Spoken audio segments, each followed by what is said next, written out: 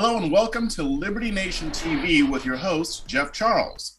Disney is in a world of hurt after a massive drop in the values of its shares and losing its special status in Florida. The bad press the company is getting isn't exactly helping either. So what's next for the House of the Mouse? I have with me Liberty Nation's economics correspondent, Andrew Moran, to discuss. Welcome to the program, Andrew. Thank you for having me. All right, well, let's get into this. So, obviously Disney is in some hot water right now. So why don't you kind of just give us the rundown on what's been going on with the not so happiest place on earth? Well, I think the key number is $44 billion.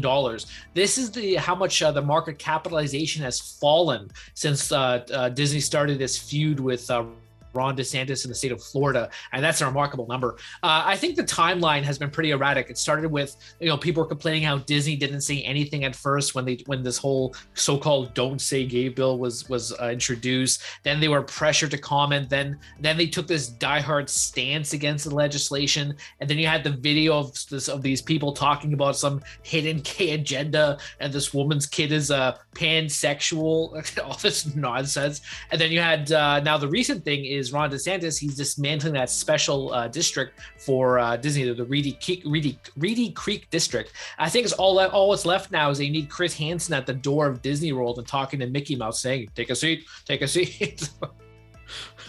Hey, now you leave Mickey Mouse alone, all right? Mickey is not into any funny business. Now, Donald Duck, on the other hand, I don't know, but hey man, my kid loves Donald Duck. He thinks he's Donald Duck all the time.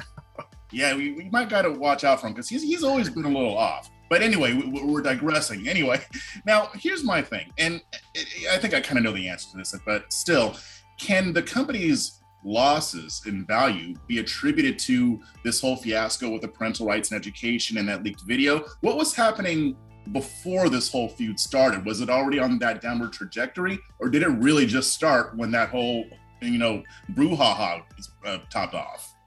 Yeah, well, before the whole feud started, Disney stock was trading relatively flat. The whole financial markets have been, down since the start of the year because the Fed removing its punch spikeable. But I won't go into Fed policy this one.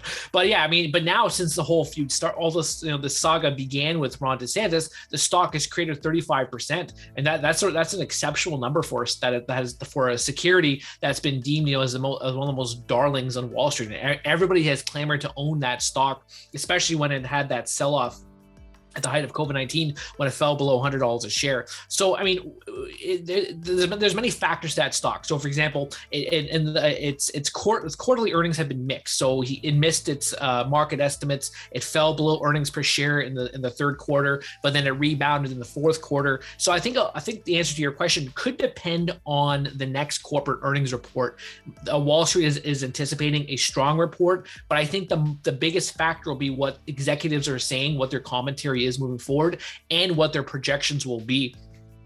I think also when it comes to public opinion and the whole saga with Ron DeSantis, you reported on it, I believe. You talked about how 70% of likely voters are likely to reconsider doing business with Disney because of what's happening with their whole position on teaching sex to kindergartners. So I think that has been a factor. So I think on one hand, public opinion, that drove that probably that ignited Disney's stock decline. But then when DeSantis removed that special district, I think that's what ignited the huge sell-off of Disney from investors.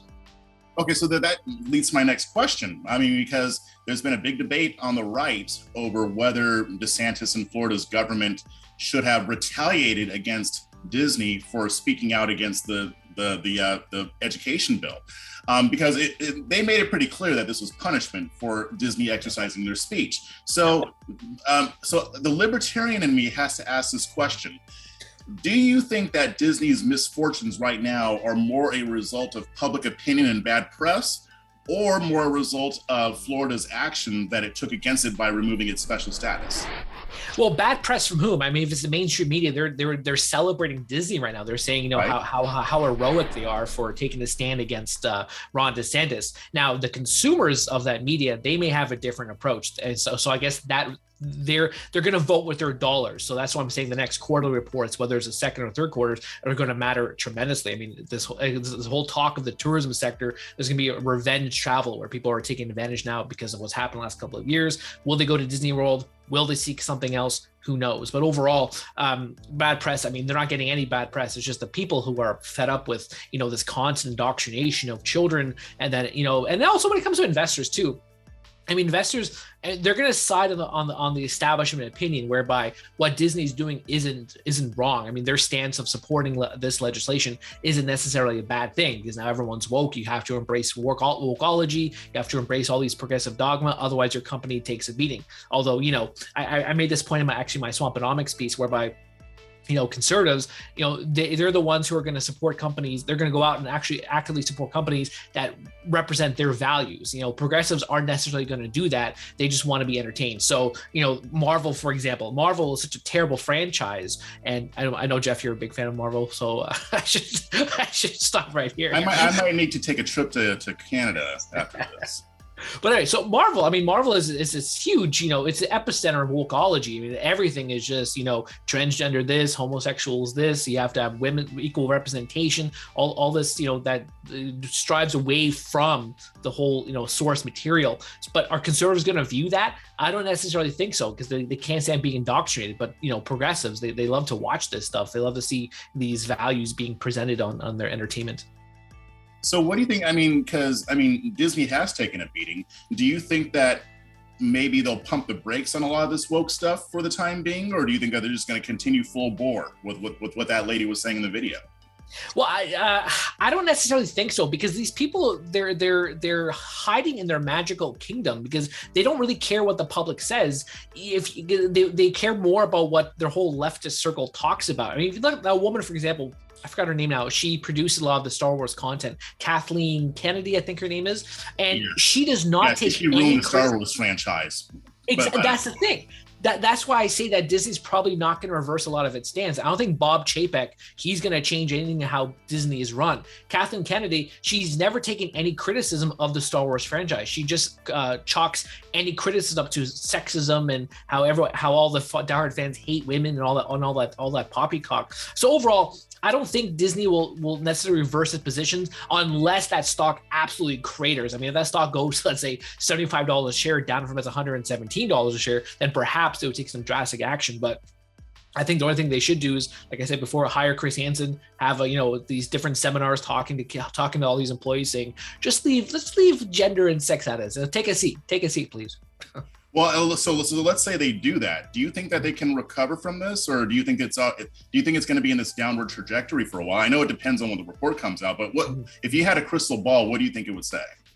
Well, the thing also with Disney is that if you look at a lot of the streaming services, HBO Max, Netflix, all that stuff, analysts are talking about a downward trend for all of these streaming services, especially heading into the summer months, because now more people are going to be able to go outside. They want to travel, so they're going to cancel a subscription or just not watch as much as they used to. Because also, if you look at the Disney report from the last quarter, they saw that advertising revenue was down 6%. So, obviously people are not tuning in as much, although they're maintaining their subscriptions. They're not able to generate as much revenue as possible. So overall, I mean, looking ahead, Disney, if they did turn around, if they did engage in a public relations platform by saying, look, we're going to keep quiet in politics, we're going to leave sex and gender out of this, it's going to be a magical kingdom again, everyone's welcome, everyone's going to have fun, everyone's going to pretend they're cartoon characters and hug Snow White and hug, I don't know, Goofy, I think that's Disney or something. But overall, if they did that, then perhaps the stock would, would resuscitate and go back to its glory days and pay dividends again.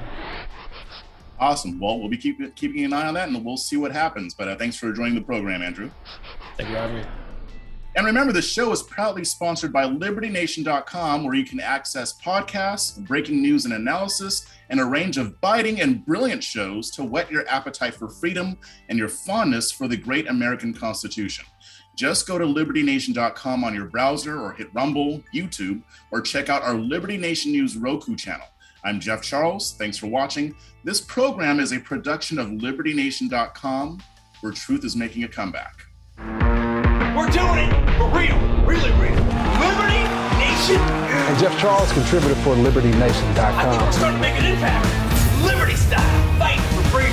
Navy tracking poll sponsored by Liberty Nation for Thursday. Mentioned by Dan Bongino, Rasmussen, Jordan Peterson, and I others. can do it again if you want me to. Cited in Mark Levin's American Marxism. I think we're starting to make a really big impact. Get noticed. We're doing it. Rock on.